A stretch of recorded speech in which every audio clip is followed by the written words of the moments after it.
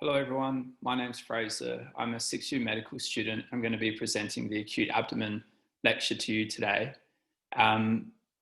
Before I begin, I'll just start with the resources that I used. So in terms of the resources, eMedici is your Bible to basically any of your surgical topics. Toronto Notes is quite a good resource as well, and Kumar and Clark is good for general knowledge as well. Tally and O'Connor, everyone should be familiar with that by third year. And then I'll just also cover things that I remember and that I've found useful throughout the training for medical school. In terms of the contents of what we'll cover today, we'll cover what is the acute abdomen, what is abdominal pain. We'll also discuss peritonitis and some key anatomical concepts. And then the main bulk of this lecture will be cases with some reasoning. A lot of the reasoning is kind of my approach to how I would see these patients. I just came off an ED rotation, so had a few tips and tricks that I gained from that I'd like to share.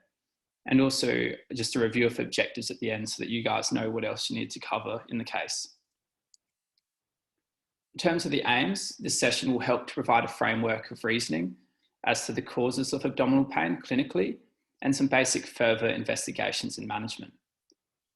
I'm going to try and cover as many of the objectives in your case objectives as possible. I've got around 40 to 50 minutes that I'm hoping to just spend on this.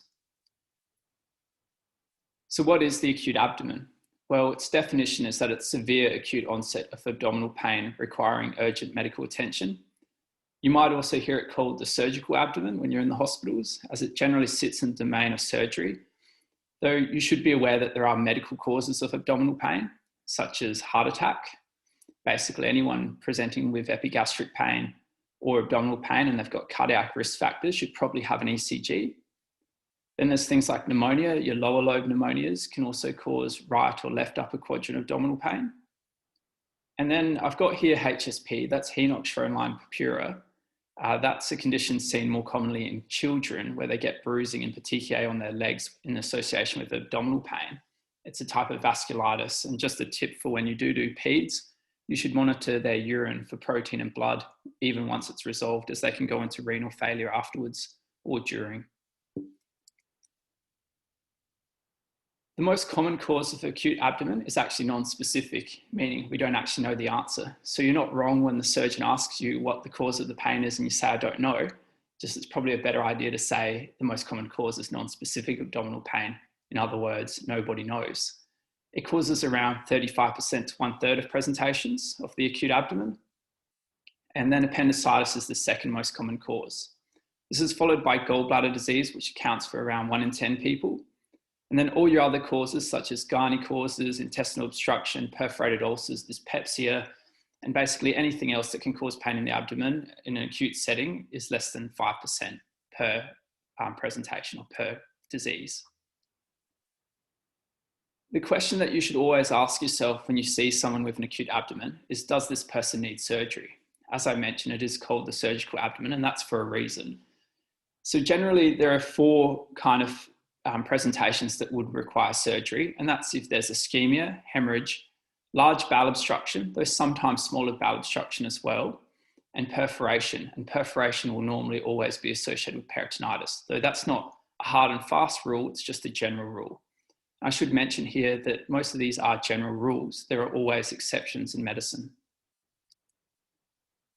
So when I come across abdominal pain, I kind of like to break it up into sort of these pain syndromes, and they have different associations. So you can think of it, but obviously before I go into this, you should always take a proper pain history using plot radio or Socrates, but these are just some ways of breaking it up when you hear sort of key words. And these are also words that you might see in your exams as well. So you can come across constant versus colicky, diffuse versus localized, and sudden versus gradual. When we talk about constant versus colicky, when normally you think of constant pain, you've got to be thinking of inflammatory causes. While when you think of colicky, you're usually thinking of obstruction of a tube. And there's many tubes within the abdomen, such as the bowel, the ureters, the biliary tree, the fallopian tubes as well. So in terms of that pain, it's usually, when you describe colicky, it comes in waves, and it usually is worse during peristalsis. If it goes from colicky to constant, however, you might think of something like an inflammatory process that has developed on top of an obstructive process. For example, if you have a strangulated hernia, the strangulated bit of bowel becomes ischemic, becomes inflammatory, leads to a constant pain. But initially it would have started as a colicky pain. Pyelonephritis, you'd have a colicky kind of pain with the ureters, but then as infection develops within the kidneys, you get pyelonephritis, which is a constant pain. And then you get things like ascending cholangitis if you've got gallstones in the biliary tree. Just as a caveat to biliary colic, it's called biliary colic, though it is more commonly present. It more commonly presents as a constant pain, just to point that out, but it does kind of fit into our picture if we just simplify it as this colicky pain that then progresses to constant. Then you can think of diffuse versus localized. So when I think of diffuse, normally you're trying to describe visceral pain. So the pathology is not involving the parietal peritoneum, and it's involving the bowel wall, which is sensitive to stretch and irritants within the organ, not just the bowel, but also things like in the kidney. It might be diffuse as well, or the liver as well. Diffuse in the context of a rigid and severe acute abdomen makes me think that maybe you've gone from maybe a diffuse that's then led to perforation and led to peritonitis, and it's widespread peritonitis. And now the whole abdomen is completely rigid and they have very severe pain. And that's still diffuse, but it's different to sort of that visceral pain that you would get. This is the kind of patient where you try to examine them and you can't even touch their abdomen. It's just so rigid and it's so tender. Then there's localized pain, and essentially localized is trying to tell you that there's involvement of the parietal peritoneum. The parietal peritoneum has viscerosomatic sensation, basically from the spinal levels and the spinal nerves. And it's sensitive to pain, pressure, touch, friction, cutting, and temperature. And the classic kind of irritants of the parietal peritoneum is inflammation, feces, and blood.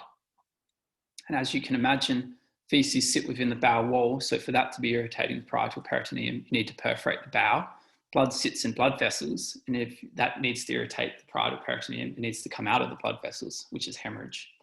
And as you will realize, these are causes or indications for surgery. With diffuse versus localized, you can also have these patterns of diffuse leading to localized. I kind of mentioned this before, but say you've got appendicitis, and originally it starts as diffuse because the appendix, which is part of the superior mesenteric nerve supplies, you'll get this diffuse kind of T10 dermatome sensation because everything is happening inside the appendix. But as the appendix wall becomes inflamed and it contacts the parietal peritoneum, you start to get this localization of the pain towards the right side to McBurney's point. And then you can get this diffuse to localized, such as in appendicitis, that then becomes severe diffuse. And that's what I was mentioning, where maybe something is ruptured at this point and you've got widespread contamination of the peritoneum leading to this non-localized, severe, rigid abdomen. And in the context of appendicitis, I would probably think that it's burst and led to soiling, bleeding, or inflammatory debris within the parietal peritoneum or within the peritoneal space, irritating the parietal peritoneum. Then you've got sudden versus gradual. So in sudden, I kind of break it up into with no warning and with some warning. The things that would make me think, or the sort of the clinical diagnoses that I would think of when I think of sudden without warning would be things like infarction, so mesenteric ischemia, and hemorrhage, such as a AAA that's burst and had no leaking prior, and torsion of the ovarian or testicular anatomy. Then you've got the precipitating sort of symptoms, and usually perforation and rupture will have some kind of precipitating symptom before it's this sudden onset of severe pain, such as if you've got a bowel obstruction that's building up over time and then perforates or ruptures. With gradual, that once again makes me think of inflammatory causes, but it also makes you think of developing processes, such as obstruction. Usually obstruction will start pretty asymptomatic, slowly build up and grumble along, and eventually it gets to a point where you either get rupture or perforation, or in the case of small bowel obstructions, you'll get lots of vomiting and things like that. Then you can also think of associated symptoms, and there's some sort of classic sort of symptoms where you associate them with different pathology. So generally loss of appetite prior to symptoms and during usually indicates there's some sort of intestinal or bowel pathology. Vomiting non-stop should make you think of obstruction. Bowel habit changes, obviously you need to think of bowel pathology. Loss of consciousness with a low blood pressure that's non-responsive to fluid resus, or someone who's in shock that's come out of nowhere. I think a AAA is my must not miss diagnosis. And then pain out of proportion to physical findings is the hallmark of ischemic bowel. And then a good question to ask people, and I've asked them before and it actually turns out to be quite true, is you say to them, did you find the car ride difficult or painful going over every speed bump? Did you notice every movement or every corner? And if they say yes, that's pretty good indication that they've got peritonitis in terms of they don't like to move, and it gives more positive prediction to that. It's not complete 100% rule, but it's a good question to ask. And then you can also, when you're watching the patient, if they don't stop writhing and they keep moving during the waves of pain, that's generally associated with colicky pain, and it's classic of renal colic. So peritonitis, I've mentioned a few times already, and peritonitis essentially just means inflammation of the peritoneum. And there's many causes. There's infective, neoplastic, you can get primary mesotheliomas, and you can get vasculitic, such as henoch-shoreline purpura as well. And there's different types. There's primary, where there's no clear cause. There's secondary, where there's a clear cause, such as a perforated viscus, where the most common bacterial infection from that is E. coli, but you also get lots of other organisms as well. It's usually polymicrobial. And then there's tertiary, which is recurrent secondary. Now, in terms of key anatomical concepts, this case really is a good case to really get your head around the peritoneum. If you understand the peritoneum, you basically understand all the abdominal anatomy. So the peritoneum is a closed sac. It's lined with mesothelial cells that produce surfactant that lubricates and allows bowel to slide freely over adjacent bowel and other organs. It contains around 100 ml of serous fluid. In terms of sensation, you've got visceral peritoneum and parietal peritoneum. The visceral peritoneum is supplied by the autonomic nervous system, the vagus nerve, and the sympathetic splanchnics, and that will lead to your diffuse, vague kind of pain. You got the parietal peritoneum, which receives innervation from spinal nerves. So this is somatic sensation, which leads to localized pain, or at least you can localize it to one side of the body, and usually superior or inferior abdomen. That's also why we talk about quadrants when we talk about abdominal pain. A classic question that you get asked in terms of the anatomy, and this is one that came up a lot in fourth year surgical rotations, is what are the retroperitoneal or extraperitoneal structures? So I've listed them here for you, and it's the suprarenal glands, the aorta and inferior vena cava, the duodenum, particularly the second to fourth segments, the pancreas, but the tail is intraperitoneal, the ureters, the colon, but only the ascending and descending branches, the kidneys, esophagus, and rectum. But this does include the pelvic organs. So the uterus is also extraperitoneal, so is the bladder as well. So before I move on to the cases, in terms of the anatomy, like I said, if you understand the peritoneum, you essentially understand the abdominal anatomy. So if you feel a little bit shaky on what the peritoneum is or anything like that, a good place to go is to just watch a few YouTube videos and just get your head around the greater and lesser sac and the greater omentum, and basically just understand the retroperitoneal or extraperitoneal organs versus the intraperitoneal organs. So in terms of cases, the format of these cases is I'll go through a case, I'll talk a little bit about the case, and then there'll be some slides with notes for review for your own learning. I'll talk a little bit to the slides that I've got there, but that's more for you guys to read in your own time. Probably the best way to do this to keep it relevant to you and to keep you active and thinking is maybe to pause the case after you've read it, think about the questions that I've asked and try and answer them, and then continue the lecture.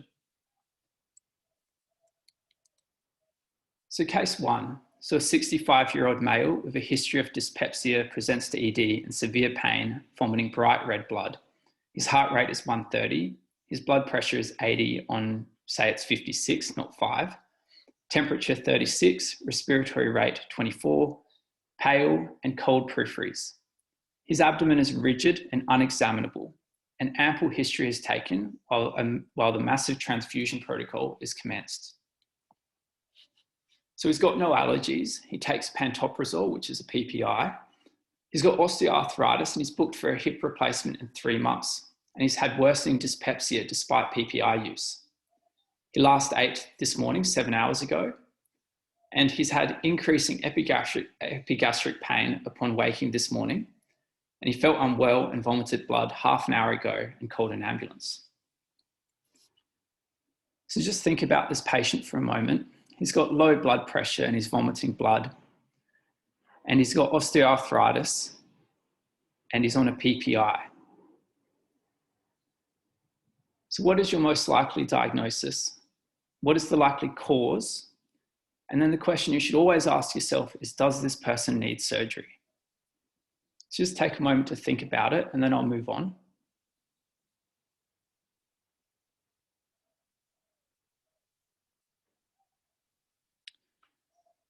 So the most likely cause in this person is probably a complicated peptic ulcer that's led to hemorrhage and perforation leading to peritonitis.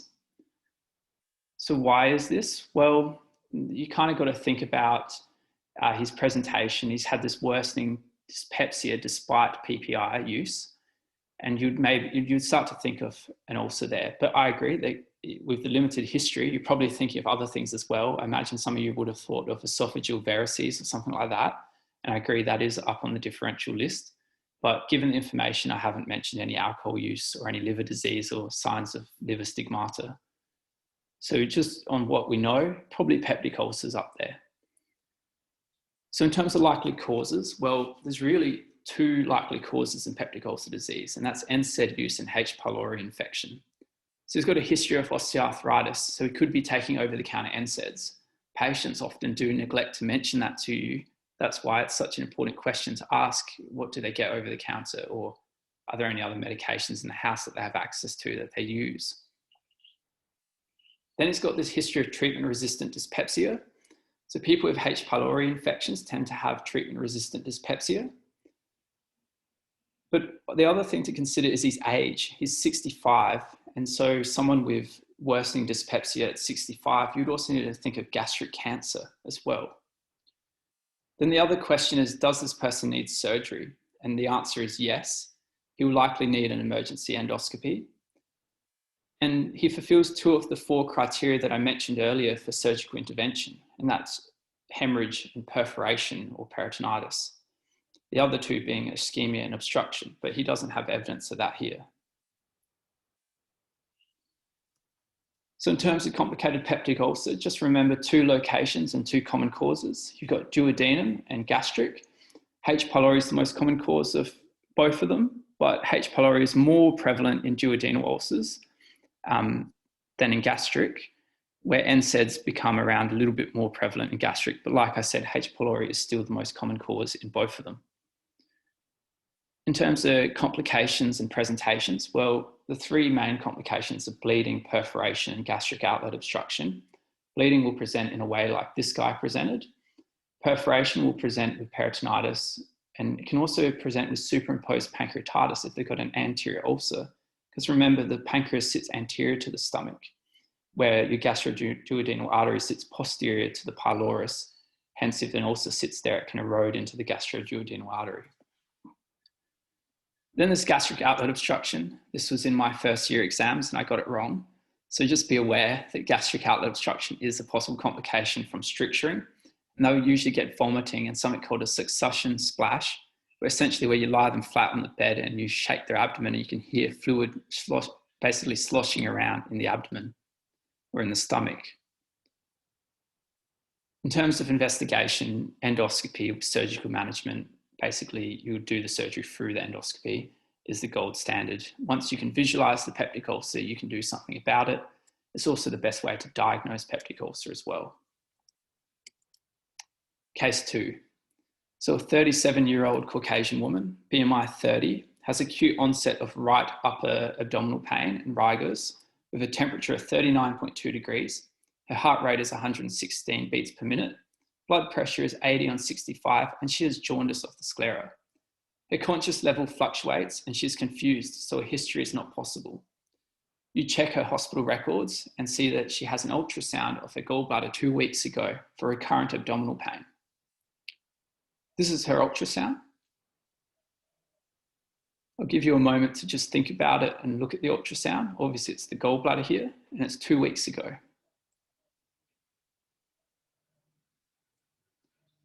So what is the most likely current diagnosis? And what is the likely diagnosis for her previous recurrent abdominal pain?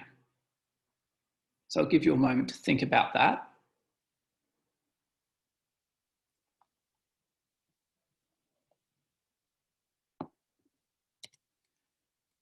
So the most likely diagnosis here is probably ascending cholangitis. I said Raynaud's triad here, it's actually Charcot's triad. Charcot's triad is right upper quadrant pain, fever, and jaundice, where Raynaud's pentad is confusion with a low blood pressure added on. She has Raynaud's pentad, but there also is Charcot's triad. I do mention that a little bit later. So what is the likely diagnosis for a previous recurrent abdominal pain? And that's probably biliary colic, given the evidence of gallstones in a gallbladder. And given that it's a recurrent pain that happens over time, it fits more with a biliary colic over, say, a cholecystitis, where it'd be like a constant pain that would then get worse and worse and probably get picked up and then should get a cholecystectomy. So ascending cholangitis, there's a lot here to look at. Probably the main things to mention is that Charcot's triad and Raynaud's pentad. Investigation-wise, you're going to do CVEs, LFTs, you're going to do lipase because you need to consider pancreatitis in this patient. And by the way, if you had that as a differential, once again, that's fair game. I agree, that is a differential there. But ascending cholangitis, given that history of gallstones, is probably a bit more likely as well there. You do blood cultures, she's febrile, and also an abdominal ultrasound looking for common bile duct dilatation, which would fit with it, and stones as well, which we have got evidence of stones.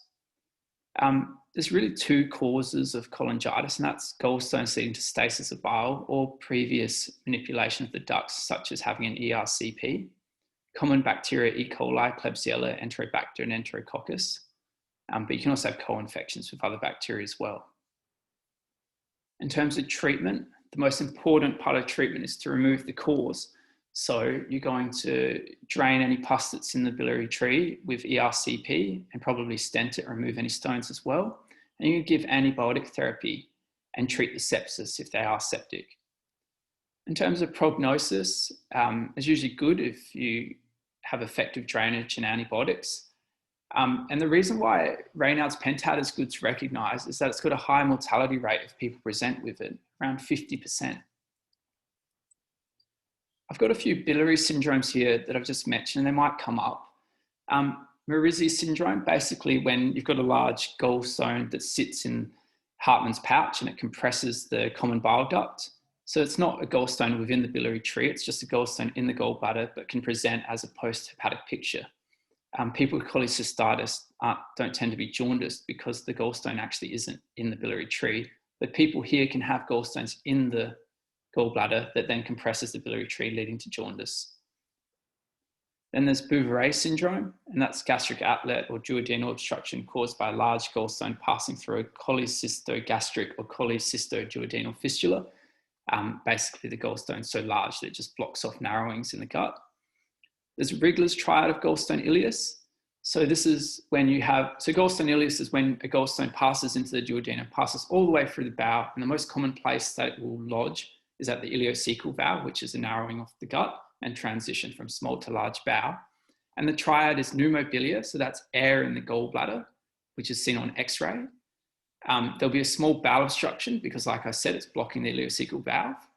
And there's evidence of gallstones. So you either see gallstones still in the gallbladder with a fistula, or you even sometimes see the gallstone down in the pelvis where it's blocking the ileocecal valve. Then there's Courvoisier's sign, and this is a palpable, non-tender, distended gallbladder, and it presents in a third of patients diagnosed with pancreatic cancer. probably a key here, it's not related to the case, but people with painless jaundice is essentially, it's pancreatic head cancer until proven otherwise. Now we move on to case 3. So a 37-year-old Caucasian woman, BMI 30, presents with constant epigastric pain that began suddenly but mild, and over the course of the night has become so severe, radiating to her back, and she cannot sleep. Her observations are a temperature of 36.2 degrees, her heart rate is 116 beats per minute, blood pressure is 110/65, a respiratory rate of 20 with accessory muscle use. You check her hospital records and see that she has an ultrasound of her gallbladder 2 weeks ago for recurrent abdominal pain. So this patient's the same patient as previous, but they're just slightly different in the way they presented. With now they've got radiating back pain, and the pain's so bad that they can't sleep, and they're not febrile here. I didn't mention it in the last case, but I intentionally had this as a female patient, Caucasian and overweight, because these are part of your risk factors for gallstones. So this is that same ultrasound, and now that you've already seen it, I might just talk a little bit to it.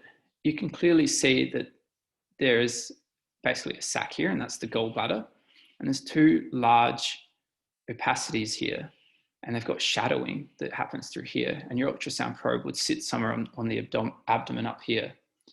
So there's also a bit of wall thickening, it looks like, though I'm not sure on the exact parameters of the wall, but that is a sign of cholecystitis or chronic gallstones. And the classic is you'll have these sonographic opacities here with shadowing, and that's classic of gallstones. So back to our patient. So this is the same patient as before, but they're not febrile. They've got radiating back pain, and they're a little bit short of breath as well. So what is the top differential here? And what investigation would help in narrowing down the diagnosis? So in that last case, I mentioned that if you had pancreatitis as a differential, that's fair game, and I agree, it should be up there. And that would probably be your must not miss diagnosis. And that's what this is here. This is acute pancreatitis. What makes this more likely over the other case? Well, it's a constant pain. So you think of this inflammatory cause here, and it's a gradual increase in pain as well. It radiates to the back, which is pretty classic of pancreatitis. And there's a history of gallstones. Something to point out here is there's good systolic blood pressure, but a low diastolic blood pressure. Systolic blood pressure is basically representative of the systolic pressure coming out of the heart. So when the heart is in systole, and if you've got a systolic blood pressure of 120 millimeters of mercury, that heart is pushing blood out at around 120 millimeters of mercury. But diastolic blood pressure is more representative of total peripheral resistance. And there's lots of causes that change total peripheral resistance, such as if you've got dilation of blood vessels, thinned blood in anemia, for example, hence why you get a large pulse pressure in anemia because the TPR is reduced there. But in this case, this could be the start of a systemic inflammatory response syndrome with a distributive shock. And usually the first thing to drop will be the diastolic blood pressure before the systolic starts to drop. In terms of what investigations would help in narrowing down the diagnosis, you would probably do, you would do a serum lipase. And lipase can be raised a little bit when you've got gallstones and things like that with no pancreatitis. But if there is a significant raise in lipase, this is basically, that's representative of pancreatic injury and most likely acute pancreatitis. You might read about lipase and amylase. Amylase is more sensitive than lipase, but lipase is more specific. You'd also do CBE, and you might see a white cell count rise, and that's due to inflammatory response. The EUC, you might see low calcium. With the LFTs, you may see an obstructive picture if gallstones are the cause. And you also check the serum glucose. And the reason why you do that is obviously the pancreas is involved in glucose management with insulin and glucagon. And if it's not working properly, people can lose their insulin and have really high glucose. And it's also a prognostic sign. You then do an ultrasound, and then ultrasound will usually be followed by a CT. CT is the optimal way here to see what's happening with the pancreas and see architectural changes. An ERCP can also be done to treat the gallstones and assess the ducts. but also remember ERCP can also be a cause of pancreatitis as well. So I've got your causes here, and the classic med school mnemonic is I get smashed. And so the two most common causes, if there's two things you remember at all, it's gallstones and ethanol, so alcohol. So gallstones cause around 35% of acute pancreatitis, and ethanol causes around 80% of chronic pancreatitis. And one of the things that annoys a lot of seniors is when they ask students what the common causes of pancreatitis are, or what are the causes of pancreatitis, probably a tip that I would give you guys is always mention common things first. Always remember common things occur commonly. And then I would mention rare things if you were pushed further for more causes. So my first answer would not be scorpion sting or scorpion venom if I was asked what is the cause of acute pancreatitis in this patient.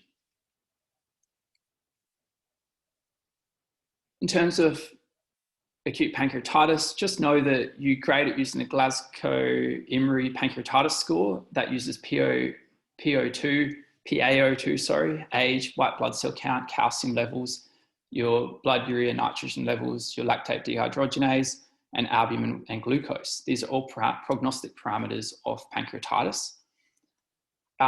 Usually you would manage it conservatively. So I said before, you'd always ask the question, does this patient need surgery? With pancreatitis, generally you try to manage it conservatively at first, at least, and that's supportive management, where you manage the symptoms and pain, you give intravenous therapy, antibiotics, though this is controversial as it's not an infected cause, but it might be given prophylactically. Good nutrition is really important, and treat the underlying cause. So if there's gallstones, get rid of the gallstones. If they're an alcoholic, try and stop them from being an alcoholic. In terms of complications, there are many. There's pseudocyst, infection and abscess, necrotic pancreas, bleeding, splenic and portal vein thrombosis, diabetes. As I mentioned, the pancreas is involved in insulin and glucagon. And technically it becomes a type 1 diabetes because there's insulin insufficiency from the pancreatic architecture being destroyed. And be aware of systemic inflammatory response syndrome, which can be life-threatening. Pancreatitis is a very serious illness. Case 4. So a 75-year-old female presents with abdominal pain and distension over the last 24 hours. Pain occurs in waves and has been feeling very nauseous and vomited watery, bile-tinged vomitus multiple times since last night. She's had a hysterectomy in the past and the x-rays are taken. So maybe just think a little bit about this patient. You've got an elderly patient. They've had 24 hours of pain and it occurs in waves. So that fits into one of our pain syndromes we're talking about, and it's getting worse, as well as that constant vomiting. So these are our x-rays. On the left, you've got an anterior posterior abdominal x-ray supine. And on the right, you've got an anterior posterior abdominal x-ray erect. Something I want to point out is x-rays are not very good at really diagnosing intra-abdominal pathology. They're actually quite bad. There's a lot going on in the abdomen. What they're better used for is to see air. And air is really important in the abdomen because just looking at this x-ray, we can see that there are air fluid levels. If I was worried about a peritonitis or someone with a perforation, especially this lady, I'd look for air under the diaphragm. And you look for air between the walls of the abdomen, which is known as Wriggler's sign, which this lady doesn't have. I don't suspect she's perforated her bowel, but just looking at this image, this should help you come to a diagnosis. So what's the most likely diagnosis and what's the most likely cause? So in terms of the most likely diagnosis, I think a lot of you would come to the conclusion that this is an obstructive picture, but then you need to figure out, is this small or large bowel? You really can't just stop at saying this is bowel obstruction because large and small bowel are managed very differently. So this is small bowel obstruction. And the reason why is that there's a wide and central pattern. You can see there's plicae circularis, which is the coin stacked kind of appearance. And I'll just point that out to you guys. You can see that there's these things here that go all the way across and almost looks like a stack of coins lined up on each other. There's many air fluid levels. In large bowel, you won't see this many air fluid levels. And I believe it's greater than 5 air fluid levels is pathological. And clinically, she's vomiting quite a lot. And if you've got vomiting as an early sign, that's more suggestive of small bowel obstruction and the sudden onset. And she's also had previous abdominal surgery, which ties into the most likely cause. And the most likely cause of small bowel obstruction is adhesions. And the biggest risk factor for adhesions is previous abdominal surgery. So she's had a hysterectomy, and although that's a pelvic organ, your approach is through the abdomen. So this is abdominal surgery. In terms of GI obstructions, it's worth noting that when you're asked about a GI obstruction, you should probably start with the sentence, obstructions can be caused by anything outside the lumen, inside the wall, or in the lumen. And that basically, from there, you can break it down into any kind of cause. But that's sort of the pragmatic way of approaching bowel obstructions. The top 3 most commonest causes in order for small bowel obstruction is adhesions, hernias, and cancer. And I remember that as ABC, adhesions with A, hernias I remember as bulge, and cancer with C. In terms of large bowel obstructions, it goes cancer, diverticulitis, and volvulus. And I remember that by just in my head thinking of cadaver, just because of the C-A-D-A-V. And that's just my sort of aid memoir to remembering that. But if you've got another way, or you can just remember it straight away, then by all means, go ahead. What's also really important, I mentioned you can't just stop at obstruction. You need to divide it into a small or large bowel obstruction. Large bowel obstructions are more dangerous than small bowel. And the reason why is because large bowels, so long as they've got a functioning ileocecal valve, will always be a closed loop obstruction. And if they're closed loop obstructions, they're more likely to burst, rupture, perforate, and that's life-threatening and dangerous. While small bowel obstructions are usually open loop, meaning that they decompress themselves, such as in this lady, she'll start vomiting because you don't really have any hard and fast valves in the small bowel that will stop contents from coming back up through the esophagus and mouth. You got the pylorus sphincter, but it's not really going to stop much because it's not a high pressure valve. I mentioned you need to divide it into small and large bowel, and that's because treatment's different.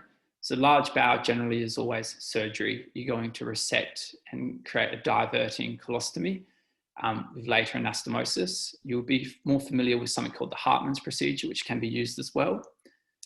And then in terms of small bowel, usually it's just a matter of putting an NG tube in, so a nasogastric tube, giving them intravenous therapy and nothing by mouth, and letting them sit for around 72 hours for conservative management. You can also do a gastrographin. You can also give them gastrographin, which can stimulate the bowel and cause it to unwind and untangle. And you would just keep x-raying them as you watch the gastrographin, which is a radio-opaque fluid, move its way through the bowel.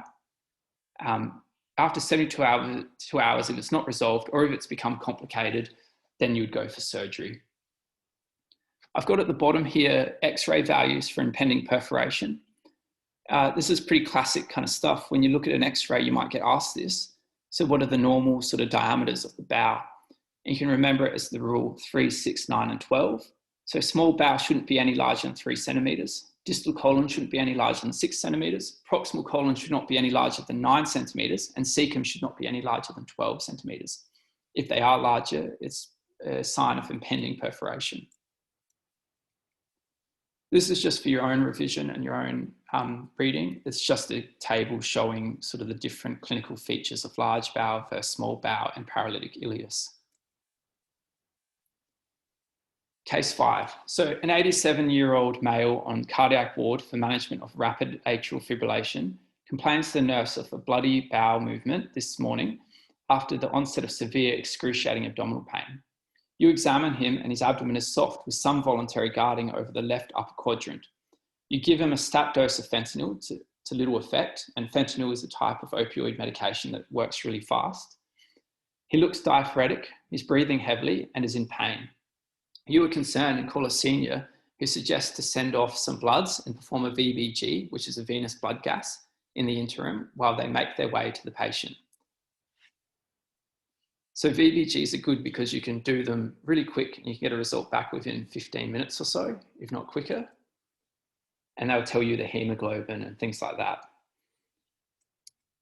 So this is the VBG, and the pH is 7.28, the bicarb is 14, lactate 7, and anion gap is 26. So pH is low, so it's acidotic, bicarb's low, and lactate is high, and anion gap is high. You guys might read the oxygen and CO2 values, but they're really not accurate with VBGs. So the senior doesn't really care about those values. He's more interested in this. I didn't mention the hemoglobin here, but that would be important to mention. In this patient, let's just assume that it's normal. So what is your top differential? How does this fit with his VBG and his acute abdomen? And what is the possible cause? So this is quite a difficult case, I think. I haven't really given you a lot of information. And if you're thinking broad, that's even better.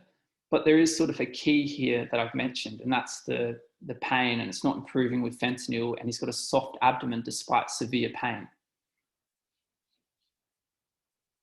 And also he's got left upper quadrant pain, which kind of fits with an area that that's more commonly affected by this condition. So the top differential that I would be thinking of here would be intestinal ischemia. And that's because of pain out of proportion to physical signs, which is the hallmark of this condition. Now, how does this fit with the VBG? So this guy has metabolic acidosis. He's acidotic, he's got low bicarb, and he's got high anion gap, meaning that there's free hydrogen ions floating around or being produced somewhere. And he's got high lactate as well. So there's some sort of anaerobic metabolism happening here, or ischemia. So in the setting of a metabolic acidosis in an acute abdomen, it should always be considered bowel ischemia until proven otherwise.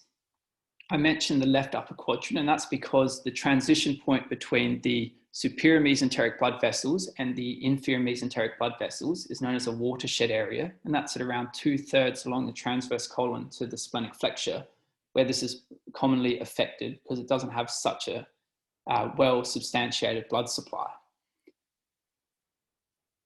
Then I mentioned the high anion gap. That's because of the free hydrogen ions that would be created.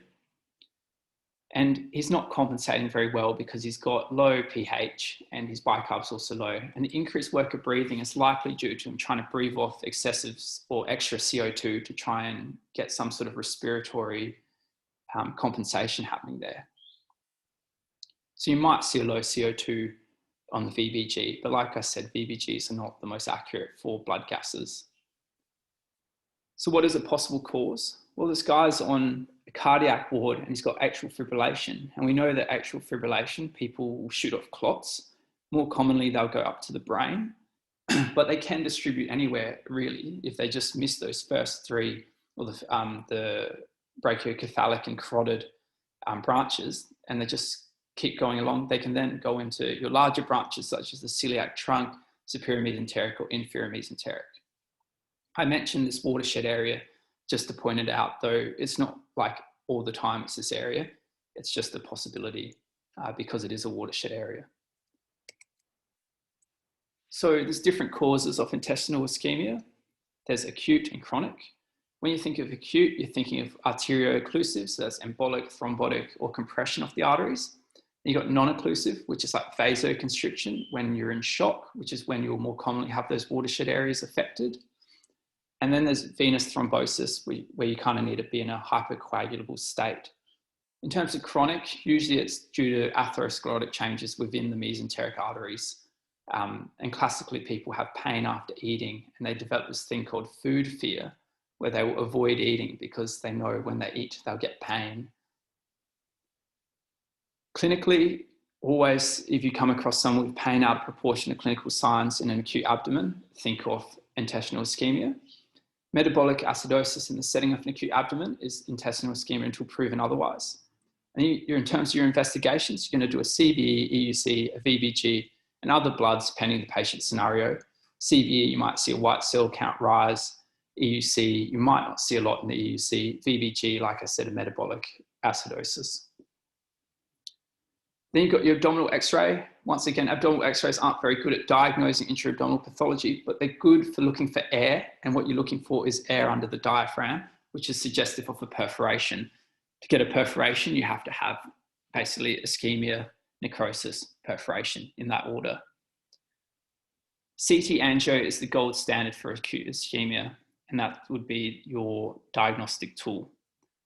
In terms of treatment, well, it depends on the cause. So it could be supportive if it say it's one of these non-occlusive causes. If you suspect occlusive cause, you might do an angiogram with embolectomy, depending on the site of ischemia. And then the other option is that if it's too far gone, you would just do a laparotomy. You'd find the ischemic bowel, you would cut it off and resect it, or resect any unviable bowel, and then reattach the bowel or convert to a colostomy, depending on where the location is. I think this is the second last case. So 20-year-old male presents to ED with an acute abdomen. This was precipitated by a 2-day history of generalized diffuse pain associated with diarrhea and loss of appetite. It moved to the right, and this morning became widespread, excruciating, and he cannot move without pain. He found every bump during the car ride to ED excruciating. He will not let you touch his abdomen due to the pain. His observations are heart rate 110, blood pressure 140 on 90, temperature 37.9, respiratory rate 18, and it's 100% on room air. So this is a young guy, so you've got to be thinking of things that would affect young people. He's basically had this generalized pain that started to localize, and then it became a diffuse, excruciating generalized pain with a rigid abdomen. This fits into a picture we talked about earlier. And just looking at his observations, he's got a bit of a low-grade fever here as well, though his obs are actually quite okay. He's obviously tachycardic, with his blood pressure up, which would probably be due to the pain. So I've kind of shot myself in the foot here and not gotten rid of the answers, so I'll just go through them here. So what questions must you ask? Well, you're going to ask him, have you ever had abdominal surgery before, and what for? The reason why you're going to ask this is because if his appendix has been taken out, he doesn't have appendicitis then. Though I will talk a little bit about that, there is a caveat to that. And then what is your top differential? If the answer to the following question or the previous question is no, it would be appendicitis, and he's likely ruptured it, though we can't prove it, but it probably is ruptured because he went from this diffuse to localized to severe diffuse. So appendicitis, it's common, second most common cause of the acute abdomen. Classically, there's a central constant or this inflammatory pain that moves to the right and localizes at McBurney's point as involvement of the parietal peritoneum occurs. Complications include perforation, which is more common if they've had symptoms for more than 24 hours. There's also abscess, phlegmon, and sepsis. Phlegmon is essentially a sterile abscess that can form. And then in terms of treatment, there's supportive and prep for theatre. Appendicectomy is what you're going to do, and there's open versus laparoscopic. And then, like I mentioned, you're going to ask them if they had their appendix taken out. Though on my most recent surgical rotation on upper GI, we actually ended up doing a revision surgery on someone who had appendicectomy because they cut the appendix out but left a stump, and the stump got infected. So they ended up with what's called stump appendicitis. So basically they had appendicitis again, despite having their appendix taken out. This is why it's important that surgeons need to remove all of the appendix. There is some research to say that people with mild appendicitis can be managed with antibiotics. The recurrence rates are somewhere in like 10 to 20%, and the surgery, although it has risks, it can be done pretty quickly. And if you've got mild appendicitis, it's probably a better time to take it out because then you're less chance of rupture, abscess formation, infection, and any sort of purulence, peritonitis as a complication.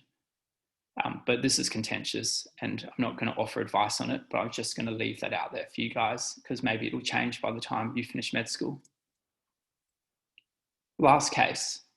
So 45-year-old male presents to ED with an acute abdomen. This was precipitated by a 2-day history of generalized diffuse pain associated with diarrhea and loss of appetite. It moved to the left, and this morning became widespread, excruciating, and he cannot move without pain. He found every bump during the car ride to ED excruciating. He will not let you touch his abdomen due to the pain. He has had his appendix removed when he was 20. So this guy's probably the guy we just had before. In terms of his OBS, his heart rate is 110, his blood pressure is 90 on 62, his temperature is 38.9, respiratory rate 18, and 100% on room air. So this guy, probably the same guy we had before, had his appendix removed, so not appendicitis. And we can think about where the pain's going. So it's diffuse, and then it moved to the left, and then it's become excruciating. So this kind of fits with that pattern we were talking about, where it's diffuse, localized, and then excruciating or worsening diffuse with peritonitis. But this time it goes to the left side, and it's a 45-year-old male. So he's a bit older now. He's kind of out of that age range where you would think appendicitis is more likely. Plus also he's had his appendix removed, obviously. Note that he's also febrile, and he's got a low blood pressure. So what is your top differential here? So similar presentation to appendicitis, but to the left. So you'd be thinking of diverticulitis in this guy. And he's likely got a purulent or feculent peritonitis, given his acute abdomen with low blood pressure and fever, and he could be septic as well. He's presented with this sort of, like I said, diffuse to localized to severe diffuse, which suggests that there has been a perforation leading to this purulent or feculent peritonitis. So in terms of diverticulitis, so diverticulitis is really a complication of diverticulosis. You need to have diverticuli to get diverticulitis. So diverticulosis affects around 1/2 of the Western population, and it's most common in the sigmoid colon, and that's due to it being a high pressure area. 95% of left-sided is seen in Western populations, while 75% of right-sided is seen in Asian populations.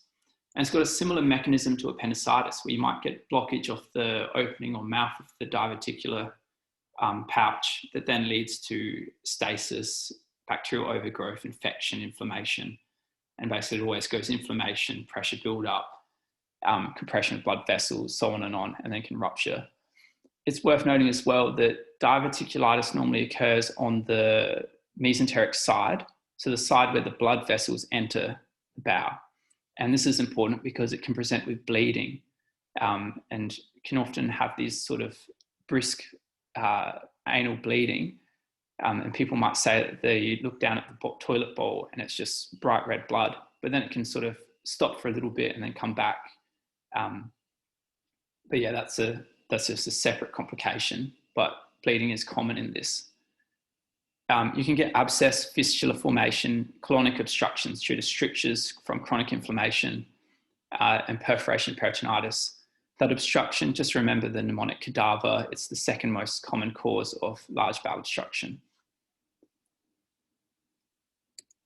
So in terms of investigations, you're going to do bloods, CBE, EUC, blood cultures. CBE, you might see white cell count. If they've had bleeding, they might have low hemoglobin. Blood cultures if they're septic, although if they've got a fever, you'll just do it anyway. In terms of imaging, abdominal x-ray, once again, you're just looking for free air under the diaphragm, suggesting perforation. And then CT scan is the test of choice, and it also allows grading using the Hinchey staging, which I'll have a slide showing that in a second. In terms of management, so you would use the Hinchey grading and just know that it's out of 4, and the first half is conservative. So 1 to 2 is antibiotics, analgesia, and basically just rest. And people can be managed out in the community. They don't need to be in hospital. And then there's complicated, and complicated is Hinchey class 3 or 4. And that needs surgery, resection, and a Hartmann's procedure is usually done. In terms of prognosis, people who get purulent peritonitis, so they've had a perforation and they've got pus throughout the abdomen, around 6% of them will, that's the mortality rate is around 6%. And then if you've got a perforation where feces are actually floating around in the peritoneum, that's feculent peritonitis, and there's a mortality rate of around 35%. With recurrence, if you've had 1 episode of diverticulitis, your recurrence is around 13 to 30%. And I believe that's in your lifetime. And if you've had a second episode, your recurrence is around 30 to 50%. So now I mentioned the Hinchy staging. So Hinchy is just basically the way you would, it basically describes a staging system where you can then judge how you would manage these patients. So stages 1 and 2 essentially means that the bowel wall is still intact. There's a phlegmon or a small pericolic abscess that's formed due to the inflammation. You can have large abscesses and fistula formation, and that's usually managed medically, though if you've got a fistula, you'd get resection with primary anastomosis or surgical fixation of the fistula, and abscess drainage, of course. So most people can be managed as medical, at least until they're stable and then come back for surgery. Then there's 3 and 4. So 3 and 4 are essentially the same thing, but 4 is just worse in that there's actually feces in the abdomen. So 3 is just purulent peritonitis, and that's a ruptured abscess, and you usually need resection or Hartmann's procedure. And then 4 is when you've got feces in the abdomen, and that needs a Hartmann's procedure, and you need to wash out the abdomen as well. And people are prone to recurrent infections afterwards, especially because it's hard to wash out the entire abdomen, and they'll need antibiotics obviously as well. That brings me to the end of the bulk of the lecture. I'm just going to run through what we've covered in terms of your objectives. So we looked a little bit at the nervous supply and somatic, visceral and autonomic sensation of the peritoneum in terms of your anatomy and physiology objectives. We covered essentially all the pathology and pathophysiology conditions. I didn't cover inflammatory bowel disease as that's quite a large topic, and you also have a case on that. And then in terms of microbiology and immunology, we kind of covered that. We mentioned that E. coli is the most common cause if you've got a perforated bowel, but remember it's polymicrobial. In people who get peritonitis, say from peritoneal dialysis, there are different organisms involved there as well. There's usually monomicrobial rather than polymicrobial. We didn't go into the social, cultural and behavioural sciences. We didn't go into ethics and medico-legal issues.